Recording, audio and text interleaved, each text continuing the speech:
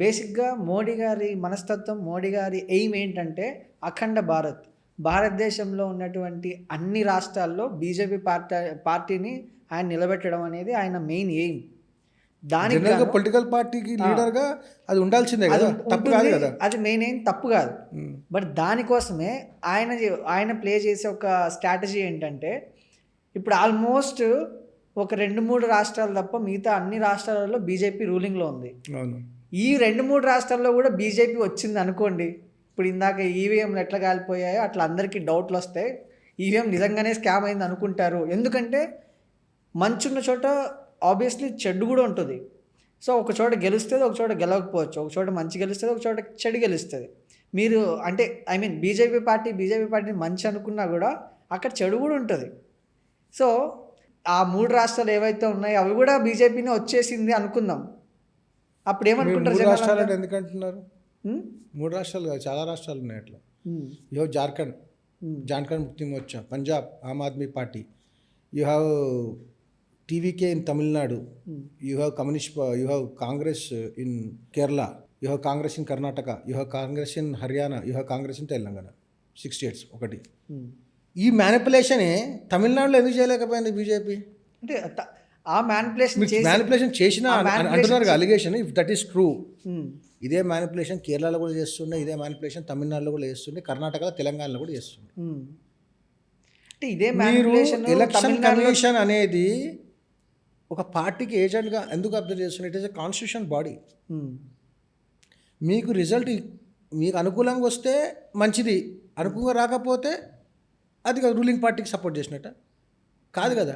అంటే అక్కడ ruling party ఎవరుండే? తమిళనాడులో డిఎంకే ఉండే.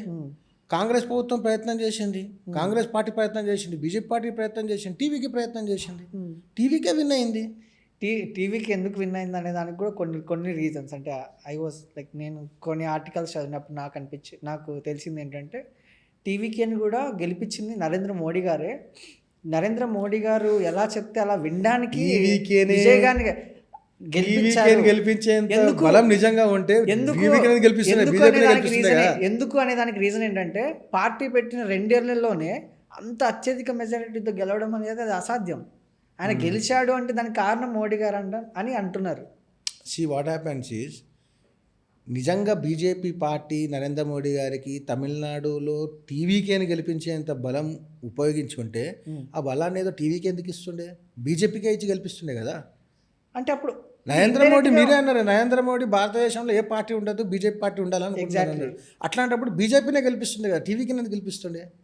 డైరెక్ట్గా గెలిపిస్తే జనాలు యాక్సెప్ట్ చేయరు కదండి. అట్లా ఎందుకు ఉంటుందండి? ఇప్పుడు తమిళనాడు డెడ్ అగెనెస్ట్ బీజేపీ. ఎందుకు డెడ్ అగెనెస్ట్ అండి? ఆయన అది గెలిచదు అక్కడ నిలబడినా కూడా. ఓట్ పర్సెంటేజ్ చెప్తారా తమిళనాడులో బీజేపీ? తెలియదు అన్న. ఇప్పుడు కేరళ కూడా డెడ్ అగెనెస్టే బీజేపీకి. వెస్ట్ బెంగాల్ కూడా అదే అనుకున్నారు. ఎందుకంటే హిస్టరీలో ఎప్పుడు వెస్ట్ బెంగాల్లో బీజేపీ రాలే. ఎగ్జాక్ట్లీ. కమ్యూనిస్ట్ పార్టీస్ రూల్ చేసినాయి, దాని తర్వాత టీఎంసీ రూల్ చేసింది. టీఎంసీ రూల్ చేసేంత వరకు ఏమన్నారు? బీజేపీకి డెడ్ అగెనెస్ట్ వెస్ట్ బెంగాల్ అన్నారు. What happened? No party is against, no state అని, నో రిలీజియన్ కానీ రీజియన్ కానీ is against any political party in particular. వాళ్ళు they have given full support to communist party for almost 35-40 years rule support చేశారు. ఏం చేశారు? They were not satisfied at point of time. Satisfy కాలేదు. They rejected communist party. They have given chance to టీఎంసీకి 3 సార్లు chance ఇచ్చారు, reject చేశారు. BJP పార్టీకి అవకాశం ఇచ్చారు. ఇప్పుడు జనాలు కూడా భారతదేశంలో 3 సార్లు ఛాన్స్ ఇచ్చారు మోడీ గారికి, నెక్స్ట్ కూడా ఇస్తారనుకుంటున్నారా అండి మీరు? ఎందుకు ఇవ్వరని నేను అడుగుతున్నాను. There is no reason for not supporting. GDP, what is the GDP in 2013 అండి? పేపర్ లీక్ అవ్వడం, పీపుల్ ఆర్ నాట్ సాటిస్ఫైడ్. ఒక విషయం అడుగుతున్నాను, పీపుల్ ఎప్పుడు సాటిస్ఫై ఉండరు. People you can't satisfy the పీపుల్కి ఏది మంచిదో అది చేయడం గవర్నమెంట్ పని. పీపుల్ సాటిస్ఫై చేయడం గవర్నమెంట్ వర్క్ కాదు. అట్లా సాటిస్ఫై చేసుకుంటూ పోతే you can't run this country. ఈ కంట్రీని రన్ చేయాలంటే ఏం చేయాలి? ఇంటర్నల్ సెక్యూరిటీ చూడాలి, ఎక్స్టర్నల్ సెక్యూరిటీ చూడాలి. ఎందుకంటే మనకు చుట్టానికి శత్రు దేశాలే, అవునా? మరి శత్రు దేశాలు అన్నప్పుడు అమెరికా ట్రంప్ నా స్నేహితుడు, నా ప్రాణ స్నేహితుడు అని చెప్తే కదండి. ఫస్ట్ క్వశ్చన్ ఆన్సర్ ఇస్తాను. ఇంటర్నల్ సెక్యూరిటీ, ఎక్స్టర్నల్ సెక్యూరిటీ చూసుకోవాలి. ప్లస్ ఈ దేశానికి లాంగ్ టర్మ్లో ఏది మంచిది ఆ డెసిషనే తీసుకుంటారు ఎవరైనా. షార్ట్ టర్మ్గా ఏదన్నా తాయిలాలు ఇవ్వడము, వాళ్ళను బిగ్ రిలీఫ్స్ లేకున్నా అని స్మాల్ రిలీఫ్స్ ఇచ్చి దేశానికి రాంగ్ రన్లో ఏది మంచిదో అది చేయడం గవర్నమెంట్ పని. పీపుల్ని సాటిస్ఫై చేయడం, పబ్లిక్ని సాటిస్ఫై చేయడం గవర్నమెంట్ వర్క్ కాదు. పబ్లిక్ ఏది మంచిదో అది చేయడం గవర్నమెంట్ పని. That's called a satisfaction, right? No, that is not called. You may feel అరే బెటర్ అయ్యాడు అని, అరే గవర్నమెంట్ ఎందుకు తీసుకొచ్చాము, గవర్నమెంట్ మనం అనుకున్నది చేస్తలేదే అన్న initial you may feel with. But subsequently తర్వాత కాలంలో you will feel that was a right decision taken. ఎప్పుడైనా డిమానిటైజేషన్ వచ్చినప్పుడు everybody cursed Narendra Modi government. కానీ డిమానిటైజేషన్ ఎందుకు తీసుకురావాల్సి వచ్చింది, చేసిన తర్వాత ఏమైంది అనేది ధురంధర్లో చెప్పకుండానే చెప్పారు. ధురంధర్ 2లో. ధురంధర్ 2 మోడీ గారి కోసం చేశారా ఏంటి? మోడీ గారి కోసం చేయలేదు, ఏం జరిగిందో చూపించారు. ఎగ్జాక్ట్లీ అదే జరిగింది. ఆ సినిమా కాదు వాస్తవం. ఎస్, మీరు బిలీవ్ చేయరా? ఐ బిలీవ్ అండి, బట్ సమ్వేర్ ఎక్కడో నాకు కూడా ప్రాపగండా మూవీ అనిపించింది. నిజం ఎప్పుడు ప్రాపగండానే అనిపిస్తుంది. Chhaava movie propaganda మూవీయా? కాదు. మరి దురంధర్ ఎందుకు కాదంటారు? మన ప్రాస్పెక్ట్స్కు, మన ఆలోచనకు వ్యతిరేకంగా ఉన్నంత మాత్రాన నిజం కాదు. నిజం ఎప్పుడు అంతే ఉంటుంది, స్టేబుల్. నీ ప్రాస్పెక్టే చేంజ్ అవుతుంది అంతే. అంటే ఓన్లీ ఆ మూవీలో మోడీ గారిని హైలైట్ చేస్తూ చూపించడం తప్ప, అంటే అది టోటల్ డిఫరెంట్. అక్కడ పాకిస్తాన్లో జరిగేది కాబట్టి ఓకే, బట్ ది థింగ్ మన రియల్ వరల్డ్లో గురించి మనం మాట్లాడుకుంటే ఇక్కడ మోడీ గారు ఏం చెప్తారు, గోల్డ్ కొనకండి, ఎక్కువ ఖర్చు పెట్టకండి. ఎవరి కోసం చెప్పారు?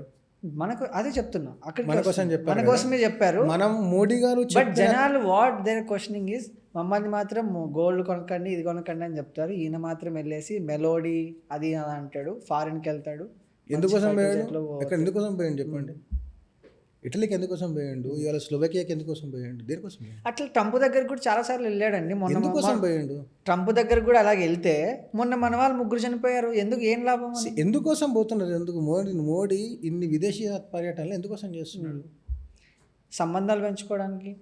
సంబంధాలు లేకుండా ఏ దేశమైనా సింగిల్గా ముందుకోగలుగుతుందా ప్రపంచంలో? లేదు. ఇంటర్ డిపెండెంట్ వరల్డ్ కదా, పోగలుగుతామా?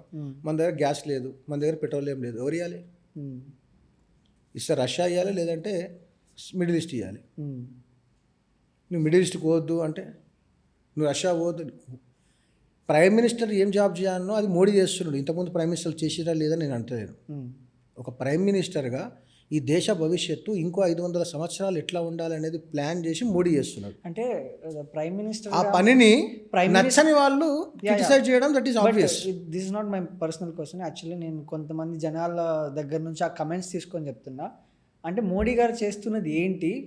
జీడిపిని పడగొట్టడమా, పెట్రోల్ రేట్లు పెంచడమా, నిత్యావసర వస్తువుల ధరలు పెంచడమా, E100 తీసుకురావడమా, అదానీని నంబర్ 2 స్టేజ్లో నిలబెట్టడమా, నంబర్ 1 పొజిషన్లో నిలబెట్టడమా? తప్పేంటి అంటున్నా నేను. వరల్డ్ మొత్తం, మన భారతదేశం మొత్తం తీసుకెళ్లి అదానీ అంబానీ చేతిలో పెట్టడం, ఇవా మోడీ గారు చేసే అటువంటి, అంటే ఆయన బాధ్యతలు ఇవా అనే? అదానీ అంబానీని నంబర్ 1 నంబర్ 2 అయితే భారతదేశానికి వచ్చిన నష్టం ఏంటిది? మా క్వశ్చన్. అంటే ఎలాన్ మస్క్ ఉన్నోడుగా మిగిలిపోతున్నాడు. చూడద్దు, హీస్ బిజినెస్ మ్యాన్, ఇండస్ట్రియలిస్ట్. ఉన్నోడు కాదు, ఇది ఆర్ బిజినెస్ మెన్. ఇది బిజినెస్ మెన్. నేను చెప్తాను, బిజినెస్ చేసుకుంటే ఓకే అండి. బిజినెస్ ఆయన ఏం చేశాడు కాబట్టి. మొన్నటి దాకా రాఘవ్ చడ్డా గారు క్వశ్చన్ చేశారు దీని గురించి. ఫస్ట్ ఫ్రీ అని చెప్పాడు, దాని తర్వాత రేట్లు విపరీతంగా పెంచాడు. బిజినెస్ మ్యాన్ అని చెప్పాను, అందుకే ఆయన సర్వీస్ మ్యాన్ అంటలే. వాళ్ళు బిజినెస్ మ్యాన్, బిజినెస్ చేస్తారు, తప్పేం చేస్తలేరు. క్వశ్చన్, ఎలాన్ మస్క్ గొప్పవాడు కావచ్చు, మనం యాక్సెప్ట్ చేస్తాం, కానీ మన అంబానీ మాత్రం గొప్పవాడు కావద్దు. This is the ideology of some cockroaches. Elon Musk అని చాలా, వారెన్ బఫెట్ ప్రపంచంలో చాలా డబ్బులు ఉన్నాడు, స్టీవ్ జాబ్స్ ఐఫోన్ కనుక్కున్నాడు, మైక్రోసాఫ్ట్ ఓనరు ప్రపంచంలో డబ్బున్నవాడు కావచ్చు, మార్క్ జుకర్బర్గ్ కావచ్చు డబ్బున్నోడు, ఎలాన్ మస్క్ డబ్బున్నోడు కావచ్చు, కానీ అంబానీ అదానీ మాత్రం డబ్బున్నోడు కావద్దు. ఎందుకు? భారతీయులేనందుక. అదానీ అంబానీ బిజినెస్లు చేస్తున్నారు. అదానీ అంబానీ చేస్తున్న బిజినెస్లలో కొన్ని కోట్ల మంది డైరెక్ట్గా కొన్ని లక్షల మంది ఇండైరెక్ట్గా కొన్ని కోట్ల మంది ఇక్కడ జీవనోపాధి పొందుతున్నారు. ఒక నిమిషం లెట్ మీ టెల్ యూ. జీవనోపాధి పొందుతున్నారు. వాళ్ళ నాశనం కోరుకోకండి. వాళ్ళ నాశనం అయిపోతే కొన్ని లక్షల మంది డైరెక్ట్గా, కొన్ని కోట్ల మంది ఇండైరెక్ట్గా నాశనం అయిపోతారు ఇక్కడ. ఎలన్ మస్క్ ఆయన ఉండేటువంటి దేశాన్ని గ్రాప్ చేసుకోవాలని చూడట్లే, కొనుక్కోవాలని చూడట్లే. తప్పేంటి అంటున్నారు? బిజినెస్ చేస్తే తప్పేంటి? బిజినెస్ చేయడం వల్ల ఎవరికి ఇక్కడ ఇది లేదండి. మరి ఎవరి ప్రాబ్లం ఎక్కడ ఇక్కడికి వచ్చి లైక్ ఆక్రమించుకుండడం ఏం అనేది ఆక్రమించుకున్నారు? ఏముందండి, ఆల్మోస్ట్ ఇండియా మొత్తం వాళ్ళ చేతుల్లో ఉంటాను. ఎవరు చెప్పారు ఇండియా చేత? భారతదేశం నరేంద్ర మోడీ చేత లేదా? నరేంద్ర మోడీయే అదాని అంబానీ చేతుల్లో ఉన్నాడని కొంతమంది అంటున్నారు. మరి వాళ్ళ కాక్రోచెస్ మాట్లాడడానికి ప్రస్తుతానికి మనం ఆన్సర్ ఇవ్వడం కరెక్ట్ కాదు. Because we can't go far. మనం చాలా ఢిల్లీ దాకా పోవాలి. హైదరాబాద్ దాటక ముందే ప్రతి ఒక్కడు వచ్చి నేను క్వశ్చన్ చేయగానే ఇక్కడనే నిలబడి అందరికి ఆన్సర్ చేయలేము. మనం టార్గెట్ ఢిల్లీ పోవాలి. ఓకే, కాబట్టి అన్నిటికీ ఆన్సర్ ఇవ్వాల్సిన అవసరం లేదు. వాళ్ళ పని అదే. గత 70 సంవత్సరాల నుంచి ఈ కాక్రోచెస్ ఎవరైతే ఉన్నారో, ఇప్పుడు కాక్రోచెస్ మాలినాయి, వాళ్ళ ఒరిజినల్ రూపం ఇప్పుడు బయటపడింది. కానీ అదర్వైజ్ దేవర్ కమ్యూనిస్ట్ దెన్. కమ్యూనిస్టే. చదువుకున్న వాళ్ళు ఇప్పుడు కాంగ్రెస్ పార్టీకి సపోర్ట్ చేసే వాళ్ళు కమ్యూనిస్ట్లా? కమ్యూనిస్టులే ఈరోజు కాక్రోచెస్గా వాళ్ళ అసలు స్వరూపం తీసుకొచ్చారు బయటికి. Actually they are parasites. They eat in India, they praise China. చాలా పెద్ద స్టేట్మెంట్ అండి. చాలా పెద్ద స్టేట్మెంట్ ఏం కాదు. This is recorded statement. హిస్టరీలో you go and check it.